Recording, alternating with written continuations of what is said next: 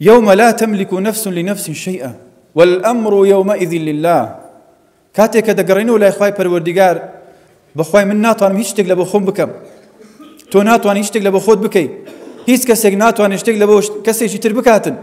لا تملك نفس لنفس شيئا، هیچ شتێک لە توانە و دەسەڵاتی ئێمەدا نییە لە ڕۆژی قیامەت لە بەرامبەر یەکتر.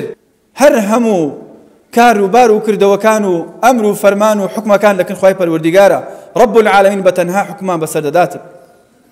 ڕۆژانێکە بەخوای يوم يفر المرء من أخيه وأمه وأبيه وصاحبته وبنيه، ڕۆژگارێکە برا لە برا ڕادەکە، دایک لە منداڵ ڕادەکە، منداڵ لە دایک و باوکی ڕادەکە، پیاو لە خێزانەکەی ڕادەکاتن.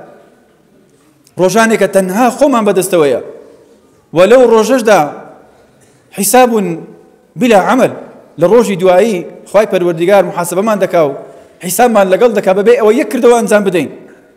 چۆن لە دنیادا عمل بلا حیساب هەیە، کردەوانێک دەکەین و حیسابمان لەسەر نییە، بەڵام لە ڕۆژی قیامەت حیساب بلا عمل.